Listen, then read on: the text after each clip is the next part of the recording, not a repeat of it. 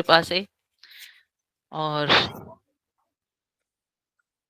श्रील प्रभुपाद की कृपा से, नित्यानंद महाप्रभु की कृपा से हम ये प्रयास कर रहे हैं कि हम भागवतम को पढ़ पाएं, समझ पाएं और भागवतम हम पे कृपा करें। प्रार्थना है, मंगलाचरण है। ओम अज्ञानतिमिरन्धस्य ज्ञानञ्जनशलाकया चक्षुरुन्मीलितं येन तस्मै श्रीगुरुवे नमः। श्रीचैतन्यमनोभीष्टं स्थापितं येन भूतले स्वयं रूप कदा मह्यं ददाति स्वपदान्तिकम्। वन्देऽहं श्रीगुरु श्रीयुतपदकमलं श्रीगुरून् वैष्णवांश्च च श्रीरूपं साग्रजातं सहगण रघुनाथान्वितं तं सजीवम् साद्वैतं सावधूतं परिजनसहितं कृष्णचैतन्यदेवं श्रीराधाकृष्णपादान् सहगण ललिता श्रीविशाखान्वितांश्च च। हे कृष्ण करुणा सिंधु दीनबंधु जगतपते गोपेश गोपिका कांत राधा कांत नमस्तुते तप्त कांचन गौरंगी राधे वृंदावनेश्वरी वृषभानुसुते देवी प्रणमामि हरि प्रिये। वाञ्छाकल्पतरुभ्यश्च कृपा सिन्धुभ्यैव च पतितानां पावनेभ्यो वैष्णवेभ्यो नमो नमः। जय श्री कृष्ण चैतन्य प्रभु नित्यानंद श्री अद्वैत गदाधर श्रीवासादि गौर भक्त वृंद। हरे कृष्ण कृष्ण कृष्ण हरे हरे, हरे राम राम राम हरे हरे। नमः विष्णुपादाय कृष्ण पृष्ठाय भूतले श्रीमते भक्ति वेदांत स्वामिनिति नामिने। नमस्ते सारस्वते देवे गौरवाणी प्रचारिणे निर्विशेष शून्यवादी पाश्चात्य देशतारिणे। नमो विष्णुपादाय कृष्णप्रेष्ठाय भूतले श्रीमते भक्तदासी अधिकारी इति नामिने। गुरु महाराज की जय, शिल प्रभुपाद की जय, आप सभी भक्त वृंद की जय। हरे कृष्णा। तो हम अध्याय 1 से शुरू कर रहे हैं। आप चाहें तो इससे पहले शिल प्रभुपाद ने बहुत सुंदर भूमिका, प्रस्तावना और इसका इंट्रोडक्शन दिया है। वो हम बीच बीच में कभी कभी डिस्कस करेंगे, परंतु ये जो अध्याय 1 है इसके जो पहले 3 श्लोकास हैं वो इस पूरी भागवतम का मंगलाचरण है, तो इसलिए हम मंगलाचरण से ही शुरू करते हैं। तो अध्याय 1 मुनियों की जिज्ञासा। मैं उम्मीद करती हूँ आप सबके पास श्रीमद् भागवतम है और आप ये श्लोक देख पा रहे हो। ओम नमो भगवते वासुदेवाय। तो जब भी हम भागवतम पढ़ेंगे हम इस श्लोक को 3 बार दोहराएंगे, तो आप सब भी साथ में दोहराइए। तो ऐसा कहा गया है 3 बार इसलिए कि एक बार हम अपने आप को शरीर समझते हैं इसलिए, दूसरी बार हम मन बुद्धि अहंकार हैं और तीसरी बार हम आत्मा हैं। तो ये जो भागवतम है ये आत्मा के लिए है, तो हमें शरीर से, मन बुद्धि अहंकार से आत्मा तक का सफर तय करना है। तो इसलिए ओम नमो भगवते वासुदेवाय। ओम नमो भगवते वासुदेवाय। ओम नमो भगवते वासुदेवाय।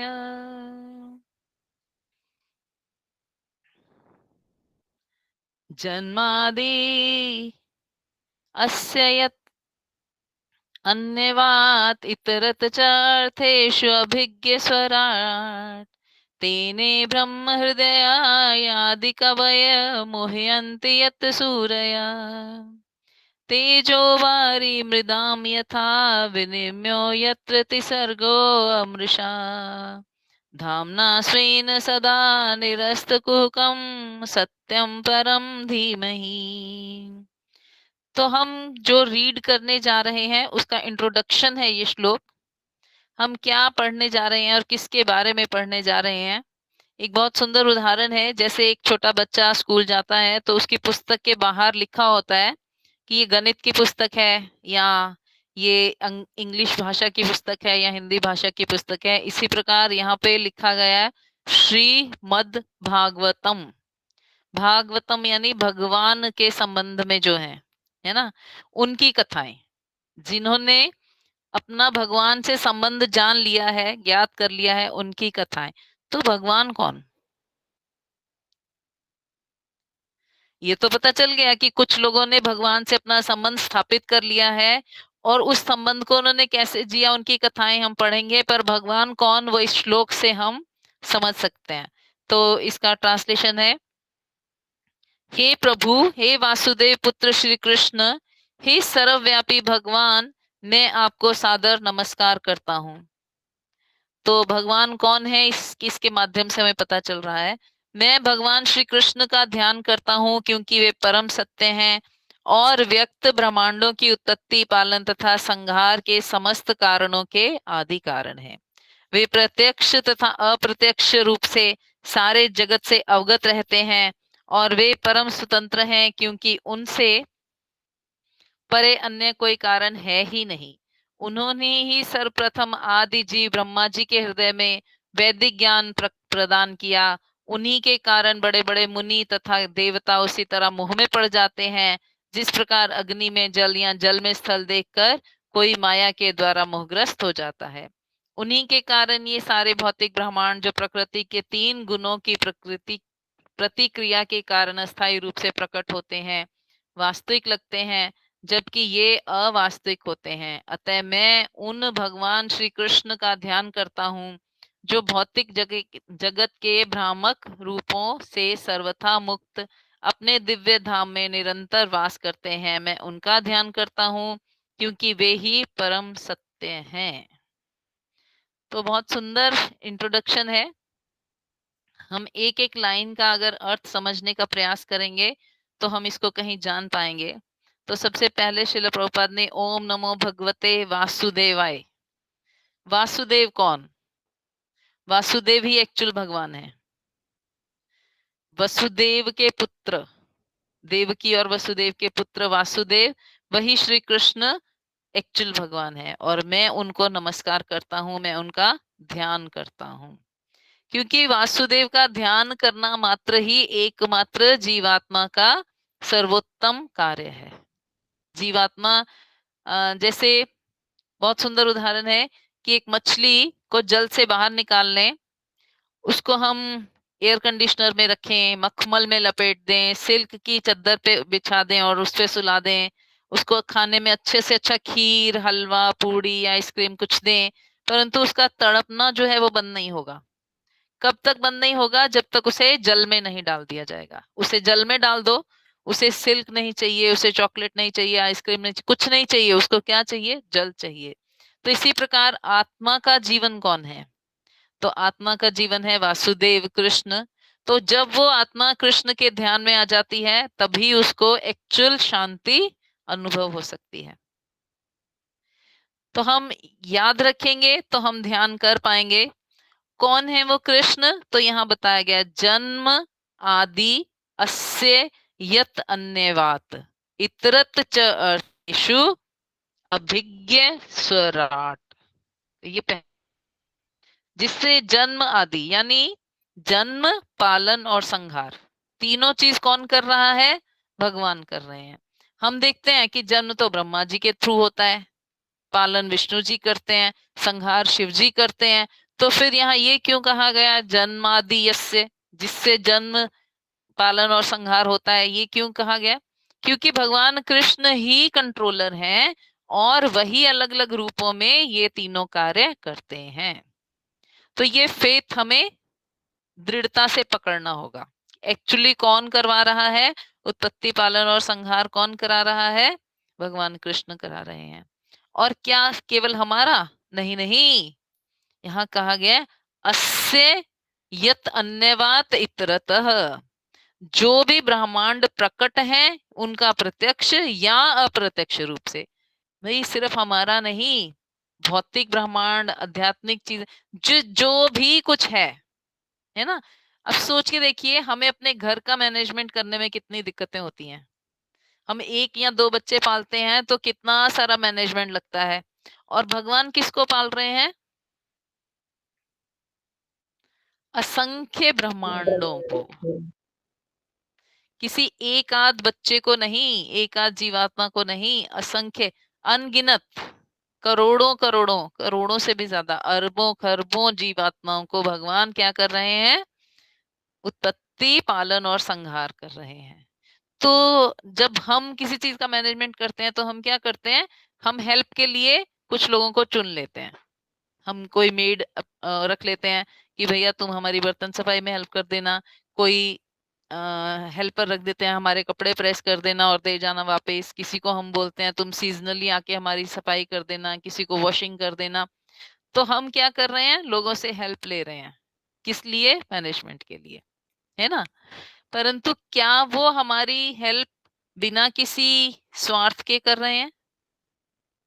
नहीं, हम अपनी शक्ति से उनसे हेल्प करवा पा रहे हैं, यानी हम उनको पे करते हैं, जो हमारी शक्ति है, तो वो हमारी हेल्प करते हैं, है ना।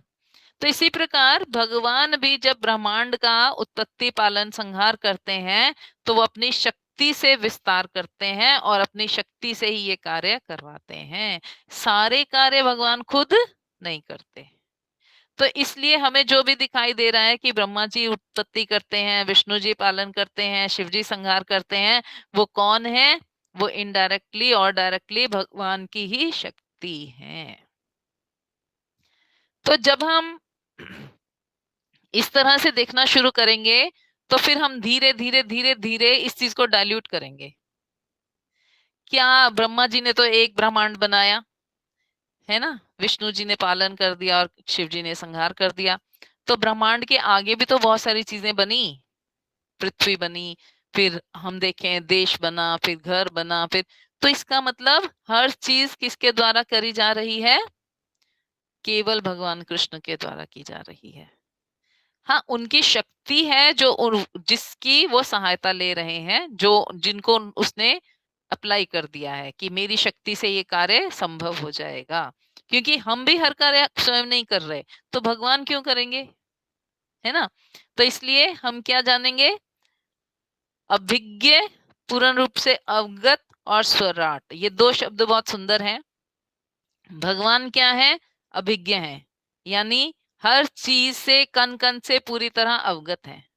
उनको पता है कहाँ किस चीज की आवश्यकता है, वो अपनी शक्ति से वहां वही चीज प्रकट कर देते हैं। तो स्वराट का अर्थ बहुत सुंदर है, वो स्वतंत्र है। हम क्या हैं? हम प्रतंत्र हैं, यानी हम किसी न किसी चीज के अधीन हैं।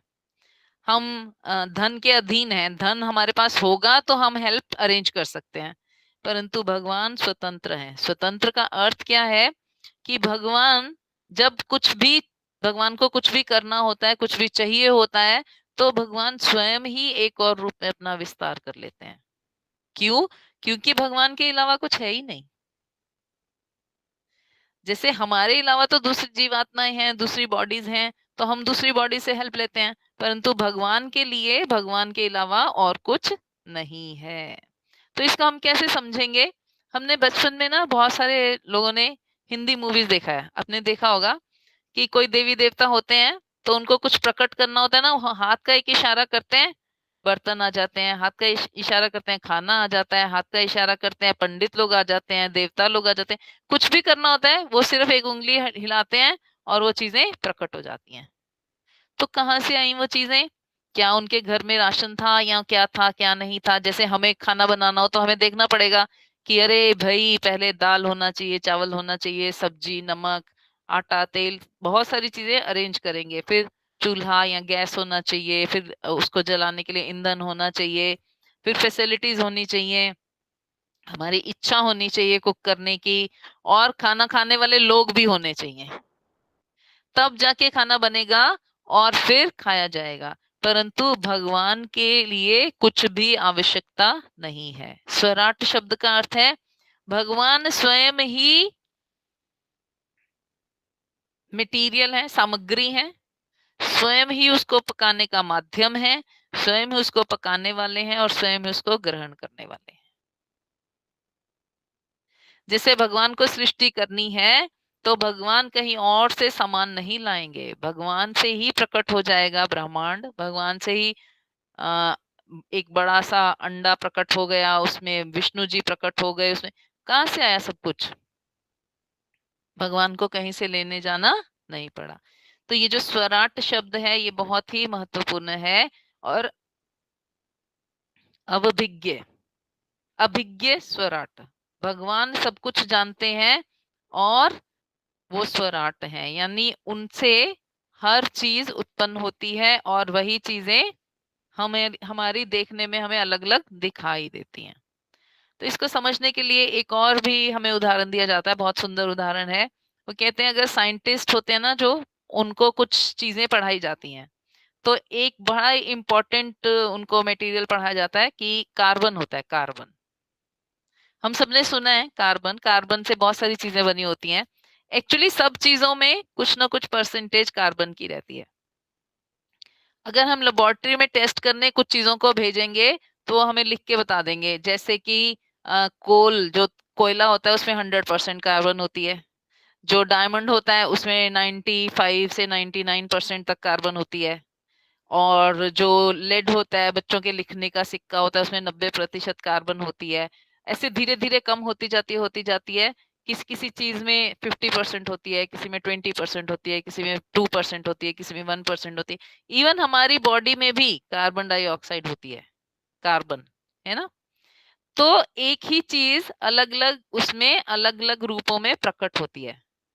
तो इसी प्रकार भगवान की शक्ति भी हर चीज में है।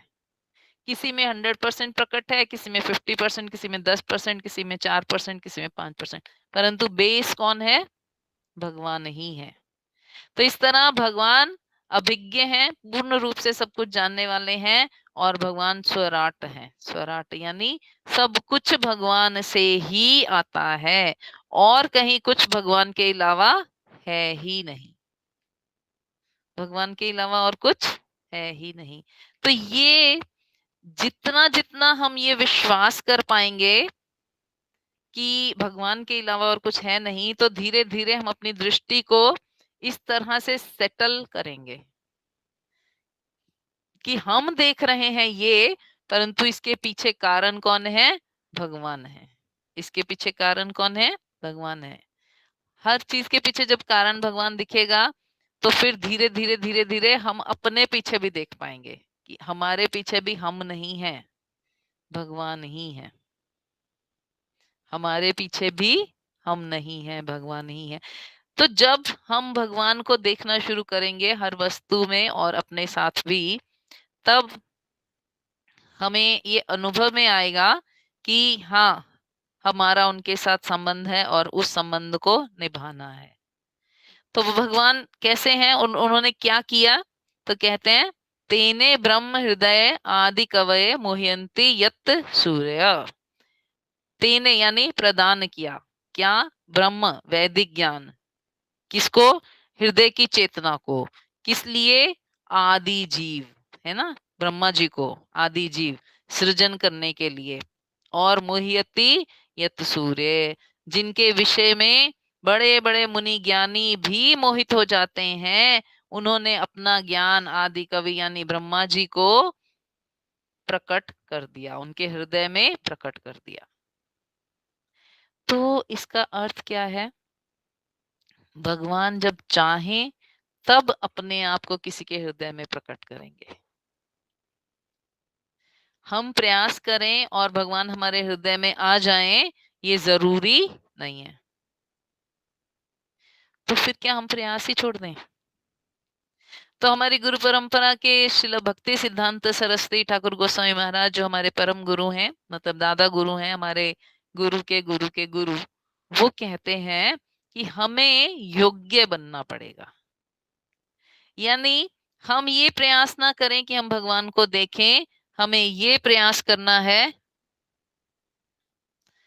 कि भगवान हमें देखने आ जाएं। तो जब भगवान हमें देखना चाहेंगे, जब भगवान हमें देखना चाहेंगे, तो वो अपने आप ही हमारे हृदय से वो कल्मश हटाकर अपने आप को प्रकाशित कर देंगे। हमें जबरदस्ती हम भगवान को जान नहीं सकते, जबरदस्ती हम भगवान को पहचान नहीं सकते। हमें योग्य बनना होगा कि भगवान हमारे हृदय में प्रकट हो जाएं। भगवान बाहर से प्रकट नहीं होंगे। तेने ब्रह्म हृदय आदि कवये, ब्रह्मा जी के हृदय में भगवान ने अपना ज्ञान प्रकट कर दिया। जिससे कि बड़े बड़े मुनि लोग भी समझ नहीं सकते अपने प्रयास से। मुनि यानी दार्शनिक चिंतक, है ना, जो जिनका काम है रिसर्च करना, वो भी नहीं समझ पाए भगवान को। तो भगवान समझ आने की वस्तु नहीं है। तो फिर क्या क्या किया जाए? भगवान यदि समझ में ही नहीं आएंगे, तो फिर हम कैसे भगवान को जानेंगे और कैसे उनके साथ निर्वाह करेंगे? तो भगवान ना एक हृदय से दूसरे हृदय में ट्रांसफर होते हैं। भगवान एक हृदय से दूसरे हृदय में ट्रांसफर होते हैं। तो ब्रह्मा जी के हृदय से नारद जी के हृदय में आए, नारद जी के हृदय से व्यासदेव के हृदय में आए, व्यासदेव के हृदय से दूसरे भक्तों के हृदय में आए। तो भगवान परंपरा से एक हृदय से दूसरे हृदय में ट्रांसफर होते हैं।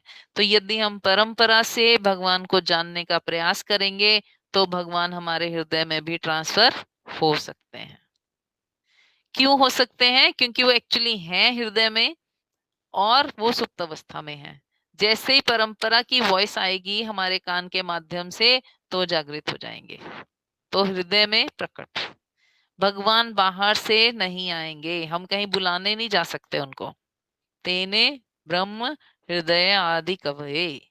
तो यदि हमें हृदय से प्रकट करना है, तो इसका मतलब कार्य हमें अपने ऊपर करना पड़ेगा। हमें दूसरों को सुधारने की आवश्यकता नहीं है। हम हमेशा प्रयास करते हैं, वो सामने वाला ऐसे करे तो अच्छा होगा, हम उसका रिएक्शन ऐसे करेंगे। भक्ति में सबसे सुंदर बात यह है कि किसी दूसरे के करने से आप भगवत धाम जाने वाले नहीं हो। तो गुरु महाराज कहते हैं, भगवत धाम तुम्हें जाना है तो कार्य तुम्हें अपने ऊपर करना है। दूसरों की बात मत करो। वो उसने ऐसा किया, उसने ऐसा किया, उसने ऐसा किया, नहीं, कोई फर्क नहीं पड़ेगा।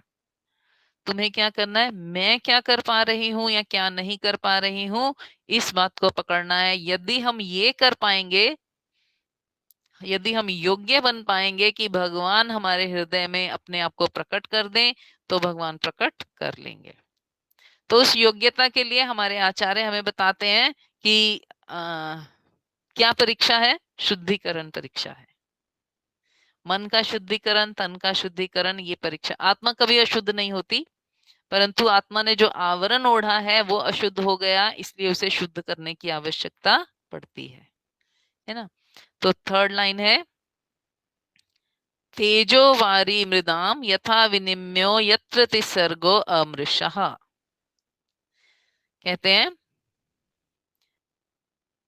अग्नि, जल, पृथ्वी जिस प्रकार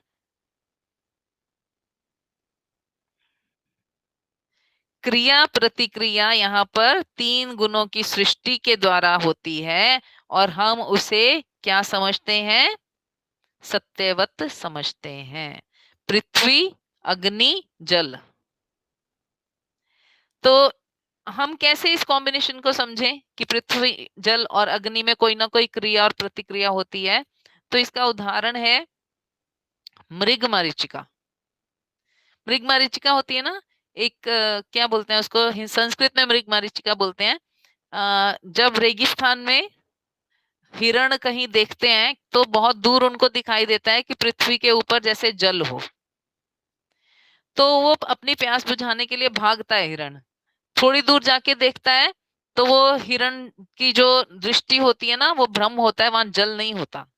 तो फिर से वो देखता है, जल दूर दिखाई देता है, तो फिर वो भागता है कि जल तो दूर है, फिर भागता है। तो मृग मरीचिका इसको बोलते हैं कि बार बार हमें दिखाई देता है, परंतु वो वस्तु एक्चुअली होती नहीं है। ऐसे ही ये जो जगत है, ये जो भौतिक जगत है, ये तीन गुणों की प्रतिक्रिया से होता हुआ दिखाई दे रहा है। विनिम्यो यत्र त्रिसर्गो अमृषा। अमृषा यानी ये बदलता रहता है, और हमें दिखाई देता है अब ये ऐसा हो गया, अब ये ऐसा हो गया, अब ये ऐसा हो गया, परंतु एक्चुअली ये केवल दिखाई दे रहा है इसमें ज्यादा कुछ नहीं। वैरायटी नहीं है इस जगत में। हम वैरायटी वैरायटी भाग रहे हैं कि अच्छा ये वैरायटी होगी तो आनंद आएगा, वैरायटी होगी तो आनंद आएगा, परंतु इस जगत में केवल तीन गुणों में ही आपस में ऊपर नीचे होते रहते हैं, और हम उन उन गुणों में घूमते हुए धोखा खाते रहते हैं। मोहित होते रहते हैं। हमें लगता है कि ये सत्य है, परंतु ये एक्चुअल में सत्य नहीं है। तो जो सत्य ही नहीं है उसके लिए हम अपना सारा समय नष्ट कर देते हैं। जो मृग मरीचिका है, कहा जाता है कि मृग की मृत्यु इसीलिए होती है क्योंकि वो मरीचिका के पीछे भागता है, और जब वो भागता है तो गर्मी, अत्यधिक गर्मी की वजह से उसका शरीर जो है जलने लग जाता है। उसके शरीर में इतनी तेज गर्मी हो जाती है कि उसकी मृत्यु हो जाती है, क्योंकि वो भागता है ना। भागने से क्या होता है, शरीर का पानी सूखता है, और इतनी गर्मी में रेत के ऊपर भागता है कि शायद सामने पानी है।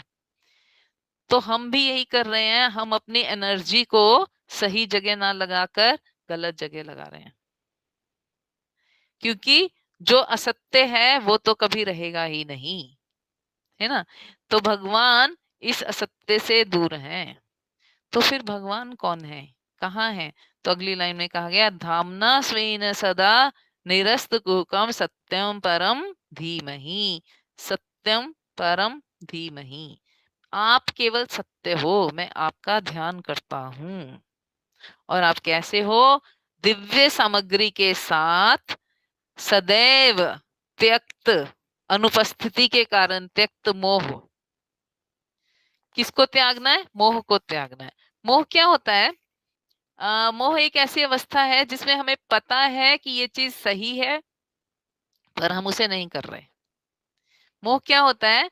जिसमें हमें पता है कि ये चीज गलत है, फिर भी हम उससे बच नहीं पा रहे। जैसे हम सबको पता है कि झूठ बोलना गलत है, परंतु हम अपने आप को चुप करा देते हैं। अरे, निभाने के लिए तो बोलना ही पड़ेगा, तो इसका मतलब हम मोह में हैं, है ना।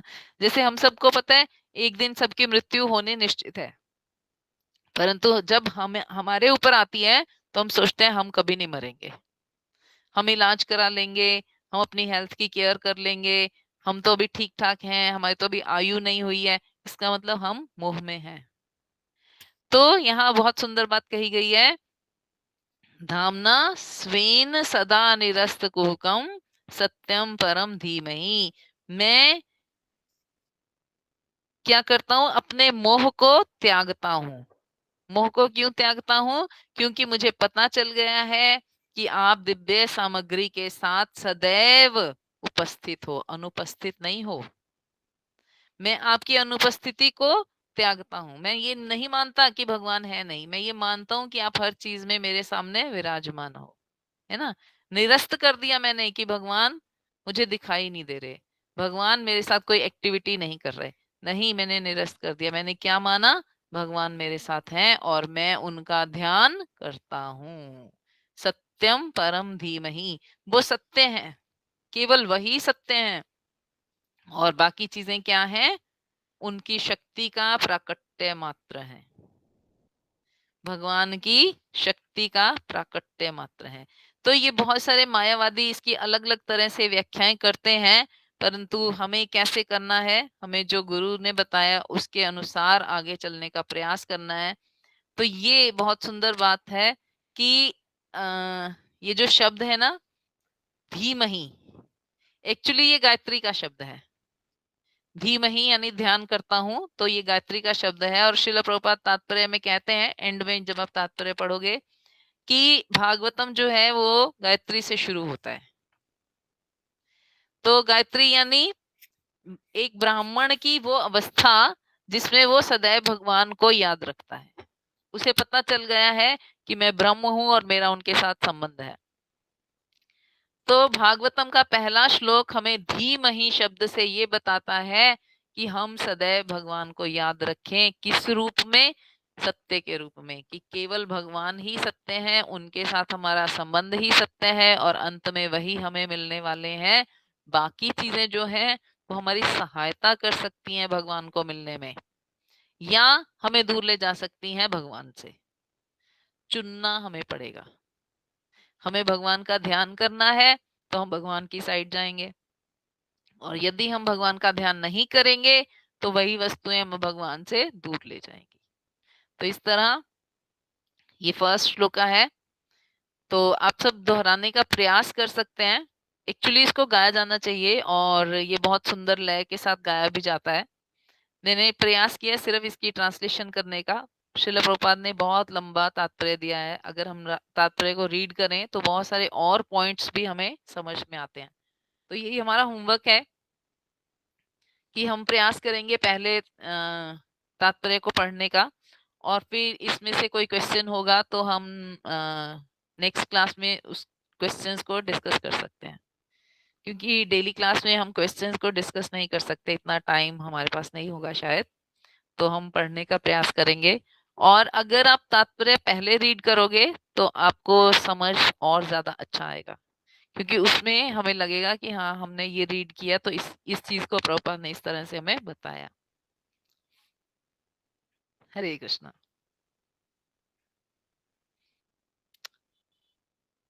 हरे कृष्णा माता जी। माता जी आपका म्यूट है। मैंने कहा माता जी बहुत ही अच्छी क्लास। मैंने कहा माइंड ब्लोइंग। हरे कृष्णा माता जी, आनंद आ गया आज की क्लास में। लग नहीं रहा जैसे ऑनलाइन ले रहे, बिल्कुल ऐसा लग रहा माता जी सामने बैठी हुई है। हम लोग इतना मिस करते थे ना आपको, आज कमी पूरी हो गई है। और इतना अच्छा आपने समझाया ना। थैंक यू माता जी, इतना अच्छा एक्सप्लेन करने के लिए थैंक यू।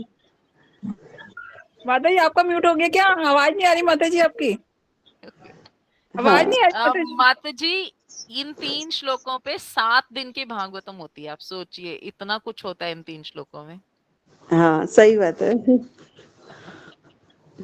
ना?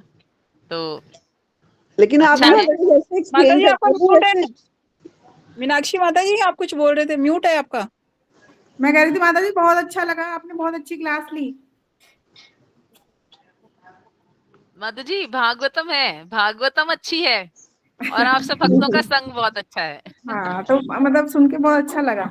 और बहुत दिनों बाद माता जी ना बहुत अच्छा सुनने को मिल रहा है, बहुत दिनों बाद, मतलब अच्छा है कि हमारा इसका घर मतलब बैठे आप बैठे भागवतम रेगुलर नहीं सुनते हो। हाँ हमें घर नहीं, ये नहीं बैठे लग बैठे रहा है कि आपकी आप ऑनलाइन ले रहे हैं, हमको ऐसा लग रहा है कि आप सामने ही हो। जी माता जी बिल्कुल।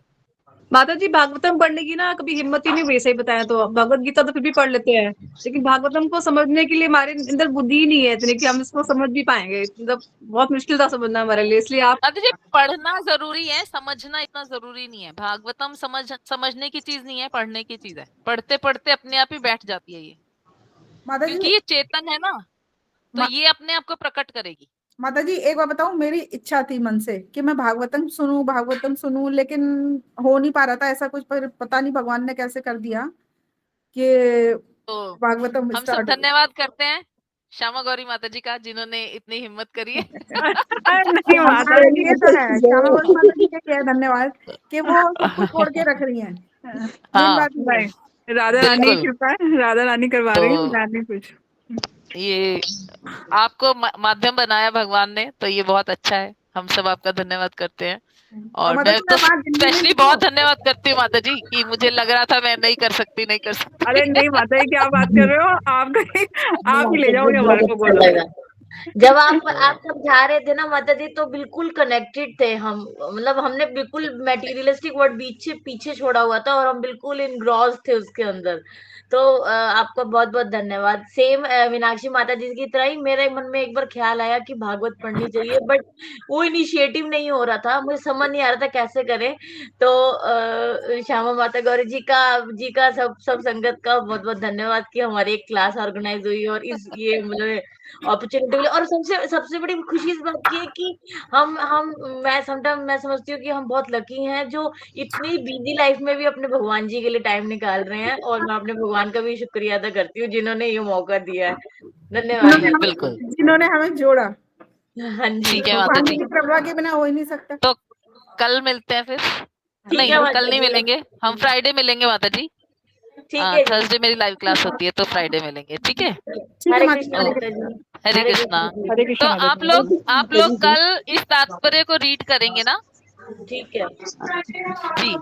जो ठीक तात्पर्य है आज हमने जो फर्स्ट श्लोक का किया है, इसका तात्पर्य जो है वो आप कल पर जो वो कल आप रीड कीजिए, है ना। ठीक है तो फ्राइडे को हम इसको दोबारा से देखेंगे क्या ठीक छूटता है है इसमें से। ठीक है फिर मैम। मिलते हैं। हरे कृष्ण हरे माता कृष्ण। जी। हरे कृष्ण माता जी। वाञ्छाकल्पतरुभ्यश्च कृपा सिन्धुभ एव च पतितानां पावनेभ्यो वैष्णवेभ्यो नमो नमः। अनंत कोटि वैष्णव वृंद की जय। शिल प्रभुपाद की जय। गुरु महाराज की